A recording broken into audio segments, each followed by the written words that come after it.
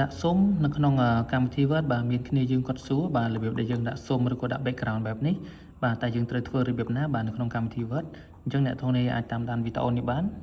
ខ្ញុំមានជាអត្ថបទមួយបាទអត់ទាន់មាន background ឬក៏មានសុំទេបើសិនជាខ្ញុំចង់ដាក់សុំយើងអាចដាក់បាន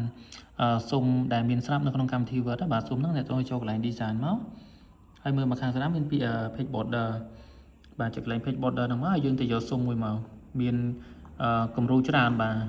អានេះសុំដើមរបស់គេនៅក្នុងកម្មវិធី Word អញ្ចឹងខ្ញុំសុំយកមួយមក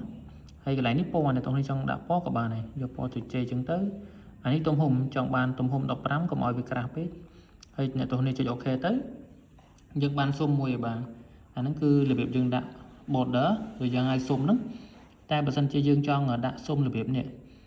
យើងចង់ដាក់សុំដែលមានក្បាច់ដែលយើងចង់បានហ្នឹងណាបាទដូចជាលិខិតជូនពរសុំរបៀបហ្នឹងគឺអត់មានក្នុងកម្មវិធី Word ទេបាទសុំហ្នឹងគឺយើងទាញខ្លួនឯងអញ្ចឹងខ្ញុំសុំដកសុំនេះចេញវិញខ្ញុំយកណាន់វិញមកបាទឲ្យវាដូចដើមវិញចុចណាន់មកយើងចុច OK មកសុំហ្នឹងគឺយើងទាញពីក្រៅបាទចូល insert ចូល picture មកហើយទៅយករូបសុំហ្នឹងនៅក្នុងកម្មវិធី Word ដែលយើង save ទុកនេះសុំហ្នឹងយើងត្រូវ download ទុកណាមានពីប្រភពណាមួយទៅពេលយើងទាញមកអ្នកទាំងគ្នាចុចកន្លែងin front of ទៅបាទអញ្ចឹងសុំរូបហ្នឹងមកហើយអាហ្នឹងយើង download មកពីប្រភពផ្សេងទុកប្រើហើយយើងទាញវាដាក់ឲ្យពេញមកបាទទាញវាដាក់ឲ្យពេញទំហំស្លឹករបស់យើងមកបន្តមកទៀតយើងចង់ឲ្យវានៅក្រោមឆ្លចុចពី wrap text ហើយចុចពី behind មកបាទចុច behind ទៅ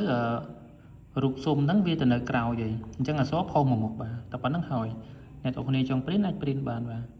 print ទៅឃើញស្អាតហើយឃើញទេបាទហ្នឹងគឺជាសុំឬក៏ border ដែលយើងចង់ដាក់ដោយខ្លួនឯងបាទហើយគំរូបែបហ្នឹងអត់មានក្នុងកម្មវិធី Word ទេអ្នកទាំងនេះត្រូវតែទាញពីក្រៅមកដាក់ខ្លួនឯងទេបាទដូចជាយើងធ្វើលិខិតជូនពរឬក៏វិញ្ញាបនបត្រអីចឹងណាបាទអញ្ចឹងវីដេអូចែកម្លែកខ្លីៗមានប៉ុណ្្នឹងទេបាទសូមអរគុណ